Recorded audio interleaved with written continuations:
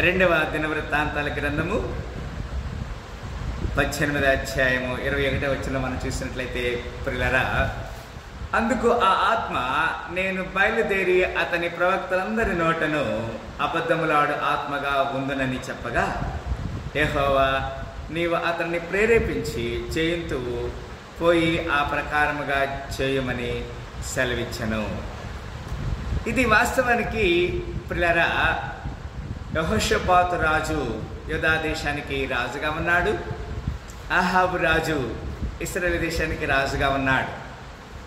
ఈ ఇరువురి కాలములో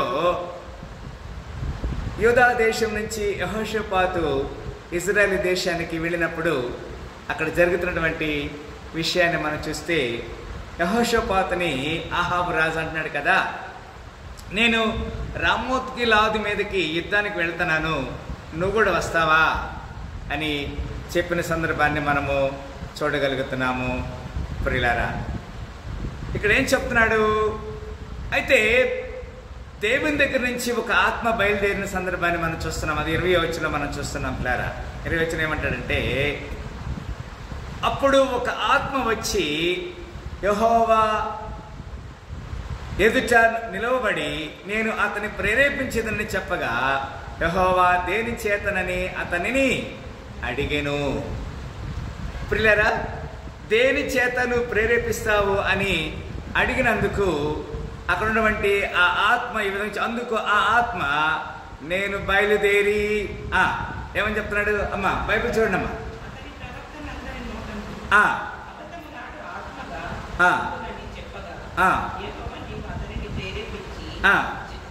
జయంతు పోయి ఆ ప్రకారంగా చేయమని సెలవిచ్చాను. లేదా కొన్నిసార్లు మనము దేవుని సన్నిధిలో నుంచి అబద్ధ ప్రవక్తలు కూడా వస్తారు అనే మాటను ఇక్కడ తెలియజేస్తుంది. సత్యమైన ఆత్మ ఉన్నది, అసత్యమైన ఆత్మ కూడా ఉన్నది. ఇప్పుడు ఆదికాండము 3వ అధ్యాయము 4వ వచనంలో ఈ విధంగా వ్రాయబడినది. ఆదికాండము 3వ అధ్యాయము 4వ వచనం ఈ విధంగా వ్రాయబడినది. ఏమంటాడు అక్కడ? అందుకు సర్పము మీరు చావనే చావరు. ఇక్కడ ఒక మాట గమనించండి పిల్లరా, ఈ ఏదైతే సర్పం ఉన్నదో, అపవాదం ఉన్నదో, అది మనల్ని మోసపరుస్తామన్నది. మీరు చావనే చావరు. ఆదివారం ప్రార్థనకు వెళ్ళకపోయినా మీరు చావరు, లేకపోతే దేవుని సన్నిధిని విధేయతగా ఉండకపోయినా మీకేమో జరగదు అని అపవాది మనల్ని ప్రేరేపిస్తామన్నది. దేవుడు చెప్పాడు, ఈ పండు తింటే మీరు నిశ్చయముగా చేస్తారు అని. కానీ అపవాది చెప్తుంది, మీరు ఈ పండు తింటే చావనే చావరు. లేదా ఒక మాట గమనించండి, అపవాది మనం ఏ విధంగా మోసం చేస్తుంది. అక్కడే 5వ వచనం కూడా చూస్తున్నాం. ఏలైనగా మీరు వాటిని తినుదినమున మీ కన్నులు తెరవబడిననియు, మీరు మంచి చెడ్డను ఎరిగిన వారై దేవదూతల వలె ఉందిరనియు. రైట్, గమనించారా? అక్కడ వారిని అపవాది మోసం చేసిన సందర్భాన్ని మనం చూడగలుగుతున్నాం. తిరిగి ఇంకొక మాట కూడా మనం చూస్తాము. 2వ దినవృత్తాంతాల గ్రంథము ఇప్పుడు మనం తీసాం కదా. రైట్, 2వ దినవృత్తాంతాల గ్రంథము అమ్మా చూడాలి నువ్వు చిచ్చిరా. 2వ దినవృత్తాంతాల గ్రంథము 18వ అధ్యాయము చూడండి 19వ వచనం. 18వ అధ్యాయము 19వ వచనం. ఇక్కడ ఏం చెప్తున్నాడు? ఇశ్రాయేలు రాజైన అహాబు రామోత్గిలాదు మీదకి పోయి పడిపోవునట్లు ఎవడు అతన్ని ప్రేరేపించినని యెహోవా అడగగా అంటాడు. కొన్నిసార్లు మనము దేవునికి వ్యతిరేకంగా ఉంటే మనల్ని పడగొడటానికి దేవుని దగ్గర నుంచి ఆజ్ఞ వస్తుంది. యెహోవా అడగగా ఒకడు ఈ విధముగాను ఇంకొకడు ఆ విధముగాను ప్రత్యుత్తరం ఇచ్చిరి. ప్రియరా, దేవుని సన్నిధిలో నుంచి మనం తప్పిపోతే అక్కడ దేవుడు మనకి ఒక పరీక్ష మనకి పెడతా ఉంటాడు. అక్కడే 18వ అధ్యాయము 5వ వచనంలో ఈ మాట రాయబడినది. 18వ అధ్యాయము 5వ వచనం అంటాడు, ఏమంటాడు ఇక్కడ? ఇశ్రాయేలు రాజు 400 మంది ప్రవక్తలను సమకూర్చి నేను రామోత్గిలాదు మీదకి యుద్ధమునకు పోవుదునా మానుదురా అని వారిని అడిగాను. అందుకు వారు పొమ్ము, దేవుడు రాజు చేతికి దానిని అప్పగించునని చెప్పిరి. దేవుని సన్నిధిలో ఒక ఆత్మ వచ్చి ఒక వ్యక్తిని ప్రేరేపిస్తున్నది. 400 మంది బయలు ప్రవక్తలండి రాజుకి అనుకూలంగా చెప్పారు. కానీ దేవుని దగ్గర నుంచి వచ్చిన ఆత్మ మాత్రము అక్కడ సత్యాన్ని నడిపిస్తుంది, సర్వసత్యంలోనికి వారిని నడిపిస్తుందనే విషయాన్ని మనం చూడగలుగుతున్నాము. ప్రియులారా, అక్కడే 2వ దినవృత్తాంతల గ్రంథం 25వ అధ్యాయము 2వ దినవృత్తాంతల గ్రంథము 25వ అధ్యాయము 16వ వచనం విధంగా వ్రాయబడినది. అంతటా అమజ్యాతో మాట్లాడుచుండగా 2వ దినవృత్తాంతల గ్రంథం 25వ అధ్యాయం 16వ వచనములో అంతటా అమజ్యాతో మాట్లాడుచుండగా రాజు అతని చూచి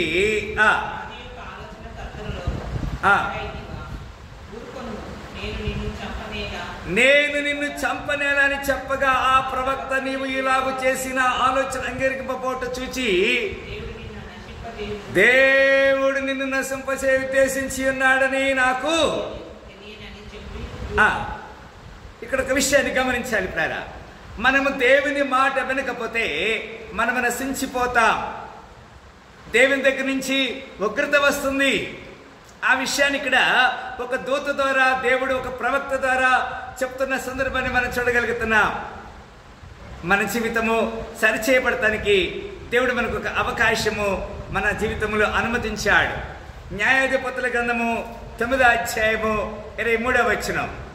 న్యాయాధిపతులు దానికంటే ముందే ఉంటుంది. న్యాయాధిపతులు 9వ అధ్యాయము 23వ వచనం. ఇక్కడేమన్నాడు? అప్పుడు ఎరుబ్బయలు 70 మంది కుమారులకు చేయబడిన ద్రోహ ఫలము వారిని చంపిన అబీమెలెకును వారి సహోదరుని మీదకి 24వ వచనం కూడా అతడు తన సహోదరుని చంపినట్లు అతని చేతులను బలపరిచిన షెకెము యజమాని మీదకి వచ్చినట్లును వారు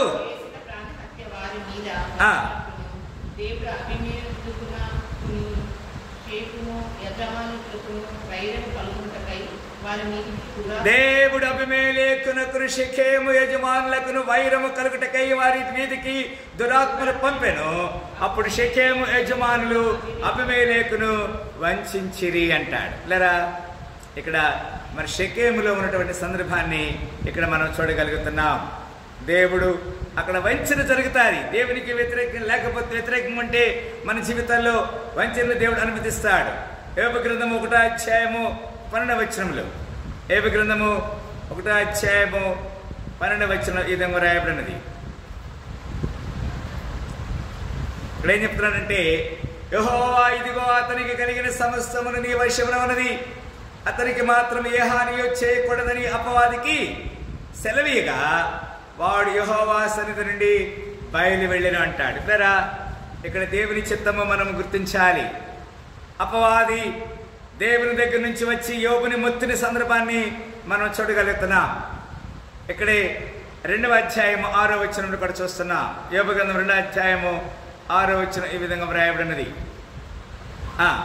అందుకు యెహోవా అతడు నీ వశమున ఉన్నాడు, అతని ప్రాణము మాత్రం నీవు ముట్టవద్దని సెలవిచ్చాను. అపవాది మనల్ని కాపాడటానికి, మనల్ని నశింపచేయడానికి వచ్చినప్పుడు దేవుడు దాన్ని అడ్డుకుంటాడు.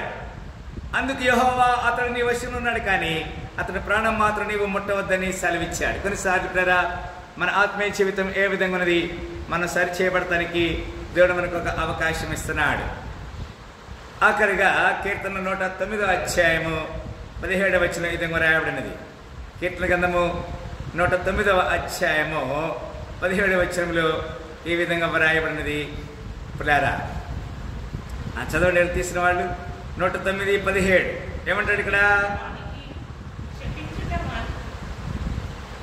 శపించుట వానికి ప్రీతి కనుక అది వాని మీదకి వచ్చి ఉన్నది, దీవెన యందు వానికి ఇష్టం లేదు కనుక అది వానికి దూరం ఆయనంటాడు. పిల్లారా, మన జీవితంలో మరి దేవుడు మనల్ని శపించడానికి కాదు, కానీ దీవెని కొరకు మనల్ని పిలిచాడు. మన జీవితంలో శాపము కావాలో ఆశీర్వాదం కావాలో మనం కోరుకోవాలి. మనల్ని దేవుడి శాపము నుంచి విడిపడ చేసి తన నిత్య రాజ్యానికి మన వారసులుగా చేయడానికి ఆయన సిద్ధంగా ఉన్నాడు. మనం సిద్ధం చేసుకున్నట్లయితే మనందరం కూడా శాపము నుంచి విడుదల పొంది నిత్య రాజ్యానికి, నిత్య జీవానికి దేవుడు మన వారసులకి చేస్తాడు. కాబట్టి మనం సరి చేయబడదాం. ఇక్కడ చక్కని మాట మనం చూసాం. 2వ దినవృత్తాంతం 18:21 మొట్టమొదటి చూసాం. అందుకు ఆ ఆత్మ నేను బయలుదేరి అతని ప్రవక్తలందరి నోటను అబద్ధములాడు ఆత్మగా ఉందునని చెప్పగా, యెహోవా నీవు అతన్ని ప్రేరేపించి జయింతువు, పోయి ఆ ప్రకారము చేయమని సెలవిచ్చారు. ప్రేరా, మరి మన జీవితంలో దేవుని చిత్తానికి లోబడటానికి దేవుడు మనల్ని ప్రేరేపిస్తున్నాడు. ఆ ప్రకారంగా దేవుని సన్నిధిలో యథార్థమైనటువంటి సత్య ఆత్మని, మరి భ్రమపరిచే ఆత్మని కాకుండా దేవుని ఆత్మకు మనం లోబడదాం. అలాంటి కృపలో దేవుడు మన నాలుగా దీవించి ఆశీర్వదించింది గాక. ప్రార్థన చేస్తాం. స్తోత్రములు ప్రేమగల తండ్రి, మీ అపారమైన ఉచిత కృపను బట్టి వందనాలు, స్తుతులు, స్తోత్రం తెలియజేస్తున్నాము. ఏర్పాటు చేయబడిన సాహసాన్ని దీవించమని సకల ఘనత మహిమ ప్రభావం అర్పిస్తూ మనమే తగ్గించుకుని మీ నామని ఇచ్చిస్తూ మా ప్రభుని ప్రియ రక్షకుడైన యేసుక్రీస్తు పరిశుద్ధ నామములో మిక్కిలి వినయంతో వాక్యం ద్వారా మమ్మల్ని హెచ్చరిక చేసినందుకు వందనాలు తెలియజేస్తూ ప్రార్థన చేసి అడిగి వేడుకుంటున్నాము తండ్రి. ఆమేన్. మరొకసారి సాయంకాల ఆరాధనలో పాల్గొన్న ప్రతి బిడ్డని దేవుడి నిండాలుగా దీవించి ఆశీర్వదించును గాక. ఆమేన్.